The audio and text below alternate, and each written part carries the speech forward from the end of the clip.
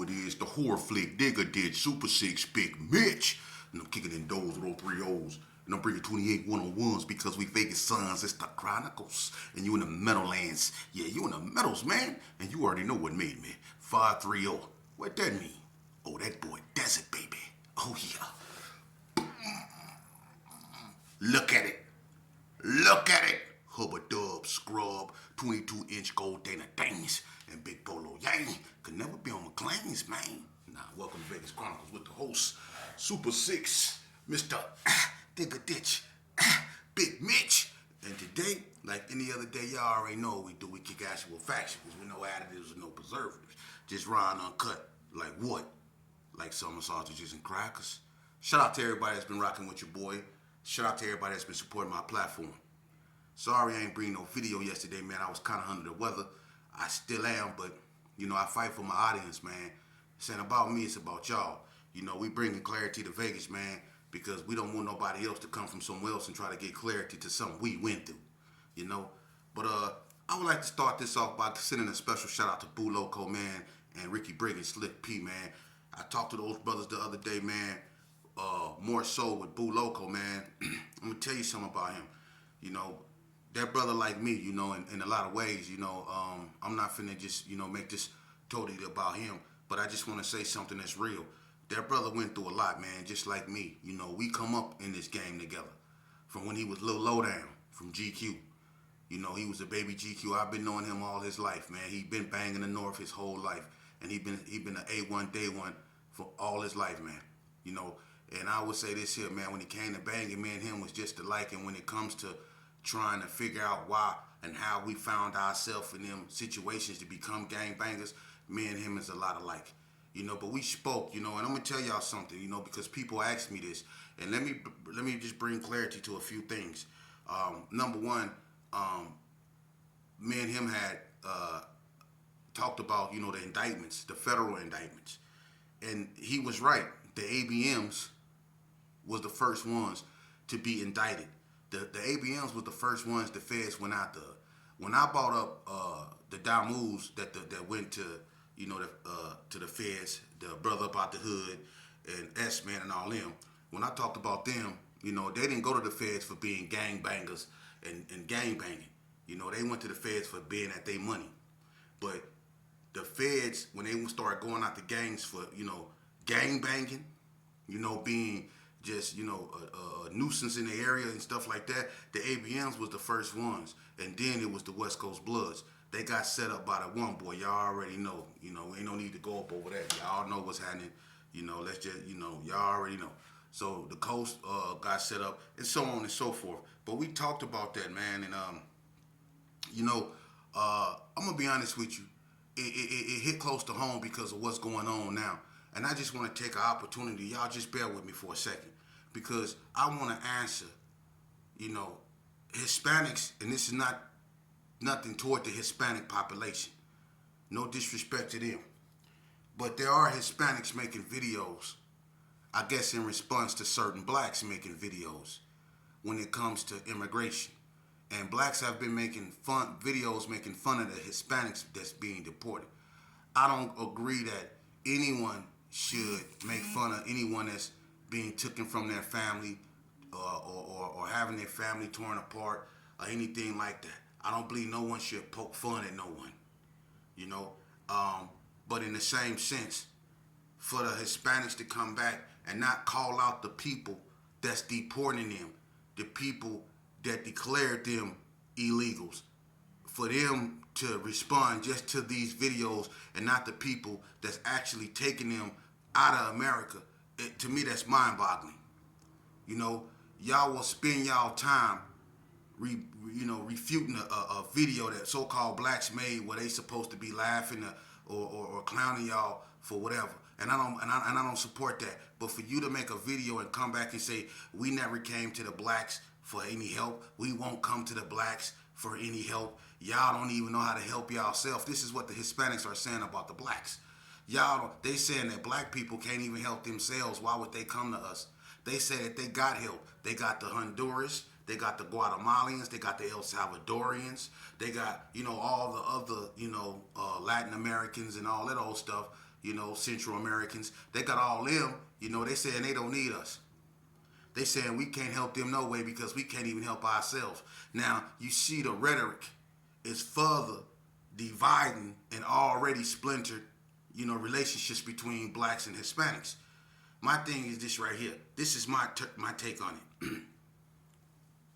Like I said before, black people, you heard what the Mexican said. Excuse my French. I don't want to just point the Mexicans out, but it was a Mexican guy that said it. But you heard what they said. We can't even help one another.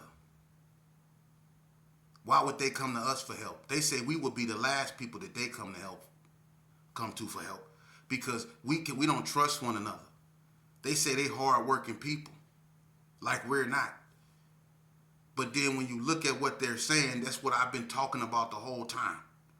See? Now they're telling you how they look at you. They saying even though they're in a state of disarray and that their people are being deported and that they're under attack right now from the government, they saying they would rather deal amongst themselves than come to us. People who have withstood everything this government can throw at it. We withstood everything the government can throw at us. From segregation, Jim Crow, black codes. The Dred Scott decision. We've been through Plessy versus Ferguson. We've been through the Civil Rights Movement. We've been through so much up over here. The Rodney King riots. Come on. What happened over there in Lake Lanier? Bloody Sunday, Tulsa, Oklahoma, Rosewood. We've been through so much stuff up over here. Yet we still here. But the Hispanics would rather deal with it themselves than come to us, because instead of us being the beacon of liberation and hope for other people to turn to, we have became everything we once most hated. We have become our own worst enemies. And they looking at us like that. Why would we go to them? We better off dealing with these people on our own. That's sad, man. I've been saying that. You see? That's why I say before we could even want to help somebody, we have to deal with what we got going on in our society. We have to deal with what's on our plate. We have to fix us before we try to fix somebody else's problems. And you got people saying they would rather deal with what they got than come to us because we are broken people. And we can't be mad at them for saying that, because for far too long we have allowed ourselves to be used and become the laughingstock of America. For real, think about it. All the potential that we had in our communities. You see, we gave it away to other people. We let other people benefit off stuff that we made, music, sports, you name it. Other people benefited off of that and took the money that we made from our crafts out of our community and put it in theirs. You see?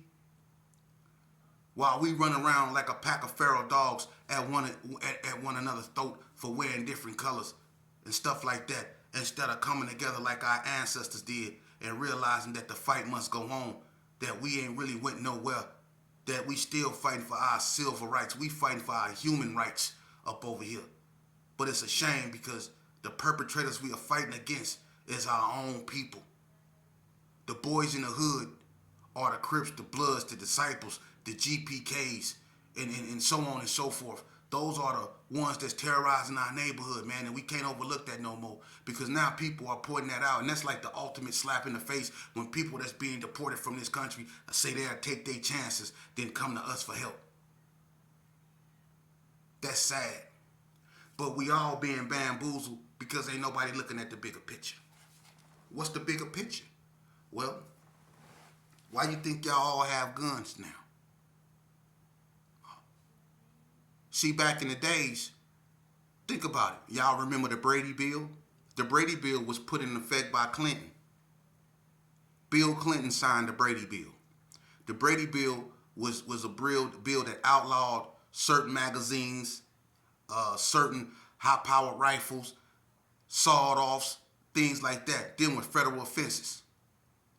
Anything that shot over a certain amount of times, federal offenses. See, Bill Clinton really introduced the strongest form of gun control under the Brady Bill. Think about it. But when Bush came into office, he's a proponent of the NRA, so he allowed the Brady Bill to expire and guns everywhere. And now you're having these unfortunate situations at these schools. Y'all ain't paying attention. They did that on purpose. They've been doing it in the black neighborhoods. Everybody heard about the train track, the freight trains, and all that old stuff. I told y'all in my other videos about that, how they was leaving guns in the black community. Now everybody got them. When I was coming up and we was gangbanging out here, the NTGs, the Northtown Gangsters, they had choppers. Everybody had choppers. The Donnas had choppers. The Gersons, everybody had weapons. But not like they do now. Everybody had weapons. They wearing weapons on the side of their hip as a trend. Think about it. Back in the days, you didn't see people walking around with weapons on their hips like they is now. And the crime rate ain't went down because they allowed more people. Remember, that was their argument. If you allow people to have more guns, it would scare the criminals off with us. Criminals will think twice about doing something. Well, since they allow guns, you seen what happened? These youngsters is running around with Dracos and they taking people's cars. They running up in houses. They robbing rappers. They running up in mansions with weapons the Navy SEALs be having. Think about it. So why would the government allow y'all to have all these weapons, man? The same reason they allowed y'all to smoke weed. You don't get it? Oh yeah. See, let me tell y'all something about me. I'm an open book. And at one point in time in my life, I really hated myself. And you know who I turned to when I really hated myself the worst? I turned to the devil. I was a follower of Anton LaVey. It was a whole bunch of people that was Satanists. And one of the things that being a Satanist taught me, it taught you to indulge, quench your thirst, obey your thirst. You see? And that's what they're doing.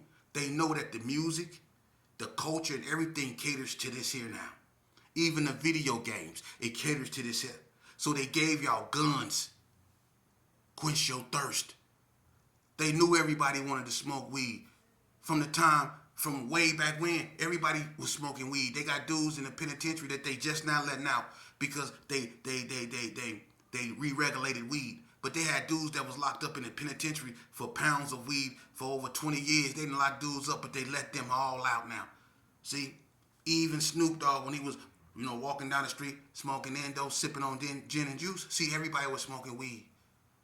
Everybody. Now, look at what they did. It's almost recreational everywhere. And everything that become law starts in California. Think about it. Think about it. It starts in California. Think about it. The drive-by shooting was originated in Chicago with Al Capone. They originated the drive-by shooting. But who popularized it was California. California popularized the drive-by shooting. But Al Capone started it. But California did. And from California, it spread it everywhere. You see? California was known for having them fully automatic weapons. Especially when they was gangbanging. Fully automatic weapons. They called them fullies. Fully automatic. Now everybody got them. You see? It's the same thing with the weed. And once the government start regulating something, trust and believe something wrong with it. You ain't never noticed how when you smoke weed now, instead of weed making you down and drowsy and tired and making you more focused and stuff like, you remember how weed was? We used to smoke weed and used to just sit back and used to listen to music, especially music that had that slow beat. You know what I mean? Whatever it was. Too Short couldn't rap worth, but he had the coldest beats. So whenever you smoked a little something, you listen to or NWA, you listen to the beat, you bob your head, the rhythm. You see? Now, when you smoke weed, it's like you drunk 4 cups of coffee. You smoke bud, you just get to talking. Weed ain't never did. When weed make you talk? Sometimes, listen, me and my girl will be smoking sometimes, and I ain't putting y'all in our business. But sometimes we'll be smoking, and my girl will be talking so much, and I'll be looking at her like, damn, you blowing my eye. Like how weed make it, but it does me like that too. I told my girl, look, we smoked a blunt. It was so good, right? And that's how you know the bud is good, because the better the weed is, the more you talk. It seemed like me and my girl was movie smoking. I told her my whole life story from one blunt. For real. They doing something to that bud. The government, and they giving it to you. Indulge. Y'all don't get it. See? Y'all don't get it. Y'all don't get it. And all this fib that they be having y'all with these rappers that y'all be seeing with their fake money that they be holding up there in them bands that y'all think is real, that's an image. See? They always holding bands of money with their finger in their mouth like this. With a gang of bands of money. See? That's all, and it's fake. That whole lifestyle is fake. Because when them cameras go off, all that fake jewelry and that fake money and them cars they loaned them, all that's going back. It's an image that they want to seduce you into believing. To keep your attention where it need to be. They need y'all to stay hating each other. They need y'all to stay with them Dracos, stay in them little hoodie shirts. They need y'all to stay taking people cars, stay running up in people's houses. They need y'all to stay doing that type of stuff. See? That way they can execute what they doing while y'all distracted. And then they can lock y'all up at the same time. You see? We need to come together. Stop this BS. Listen, they say, we always talk about coming together, but don't nobody do nothing. You know why? Because there's always some form of division. You have to be a Christian or a Muslim. You see? If you're a Christian, then the Muslim ain't going to want to talk to you most of the time. And then when they do talk to you, it's only going to go so far before the religion get to... You see? How can you have powerful leaders like Minister Louis Farrakhan, Reverend Jennings, and all these other reverends up out here, and we as a people over here in America is so divided still? Think about that, man. Think about that. The most organized of all the gangs in America was in Chicago. The Vice Lords and the Disciple, they had structures. They had lieutenants, they had chiefs, they had sergeants, they had all that. Look at how it was structured in Chicago, but look at Chicago now. You have GDs throwing pitchforks down. You have GDs that say they GDK. You have BDs that say they BDK. That don't make sense. You see? But that's what they call demon time. See? And that in demon time, that ain't just no slang. That's real demon time. They really on demon time. For real. So when a Hispanic get up here and they make a video not getting at Trump, not getting at the people that's actually deporting them, but to make a video to talk about us. To talk about us. Y'all better wake up, man. Y'all better wake up. And I'm going to tell you something else. You know, it's sad a lot of people ain't here. Whether you Paru, Gerson, 6-0, it's sad. But from the inception of the gangs in Vegas, and I'm going to tell you, banging, whether people want to believe it or not.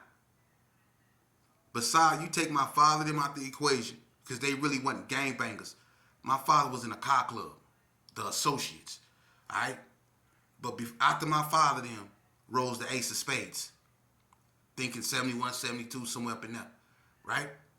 Banging, whether you want to accept it or not, started on a Comstock area of Las Vegas. That's where it started. That's where the Spades started, on the Comstock area. That's where banging in Vegas started. And from the inception of it, the OGs or the higher-ups, man, you know, I don't blame them for what happened, because a lot of them succumbed to drugs, the crack epidemic, and so on and so forth. But the way we slaughtered each other in front of everybody to see, the way we did each other, and now a lot of us is stuck looking like, what the hell went on? What happened? Like we coming up out of a stupor. Everybody gone. Ain't nothing left but great-grandchildren. And they running around there trying to be something they don't know nothing about. It's up to us, man, to reverse this. Only we know how to do this, man. We know how to get at these youths. We don't have the wanting. But we have to. We on borrowed time, and God is being generous enough to allow us a little bit more leeway to get it right. And we better start stepping to these youngsters and telling them the truth, man, because they going to the penitentiary and they getting. When you go to the penitentiary, you find out harsh realities up in there, man. You find out people ain't who they say they are. You find out dudes ain't so tough. You find out sometimes you're not so tough. You see, the penitentiary teach you a lot of things, but most of the time, the penitentiary teach you the wrong thing, man. That's why a lot of people go back. That's why recidivism when it comes to the penitentiary is so high. It's because prison teaches people the wrong thing, man. It does. And that's sad, man.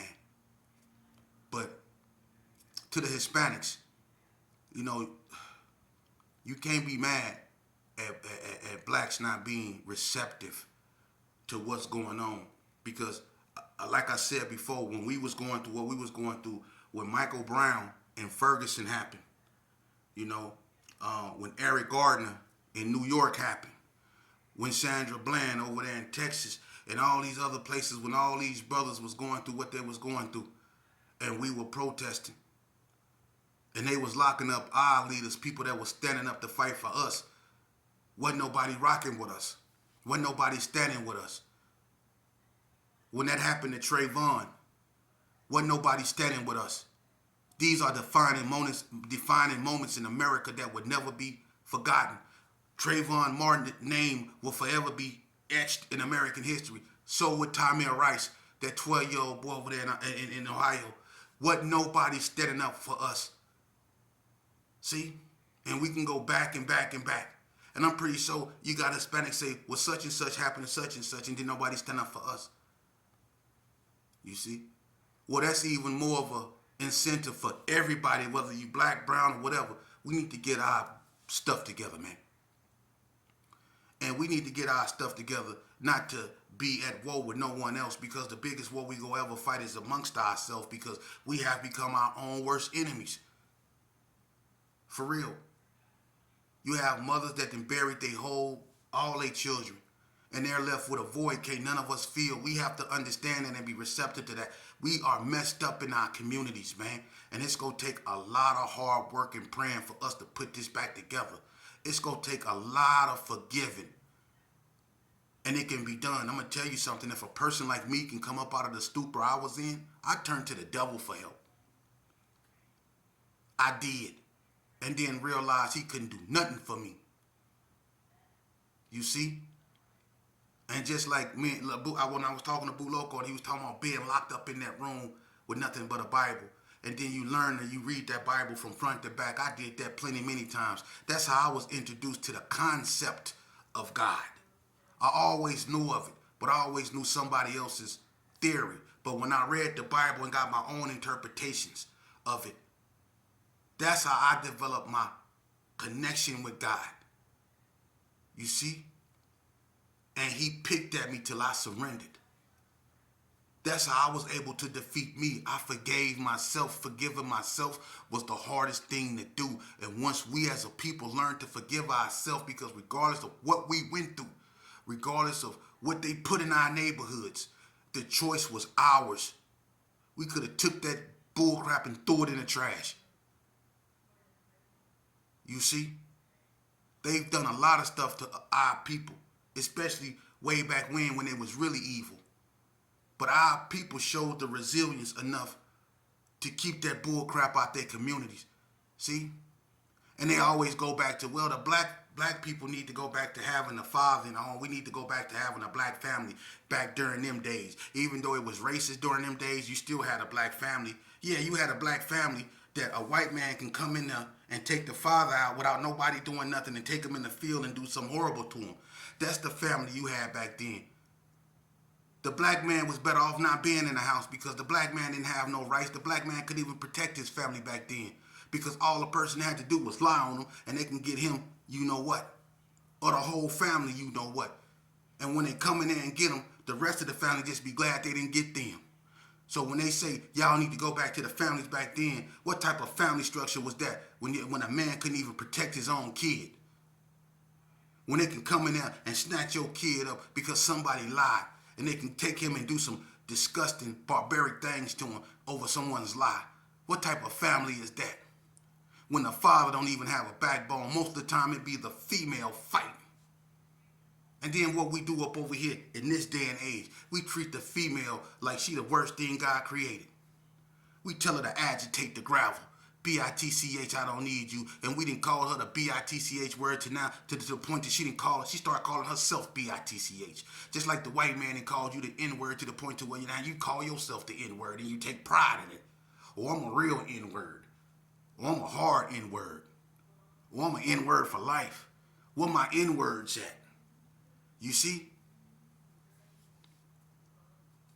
We got to get it together, man.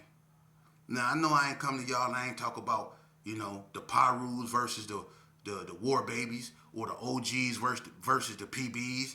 I know I ain't bring y'all, Donna Street versus White Street. My podcast ain't just going to center around just that because that's only going to go so far. We got to talk about the root of the problem, which is us. For real. Which is us. Because before all that cripping and blood and all that other stuff that we start attaching to ourselves, you know what we were? We were brother and sister. We were family. That's what we were. You see? Because this whole country looked at us as 3/5 of a human. You see that? And we all had one goal, which is to be liberated mentally, physically, and spiritually. You see? But for some reason and somehow, we became our own Ku Klux Klan. Yeah.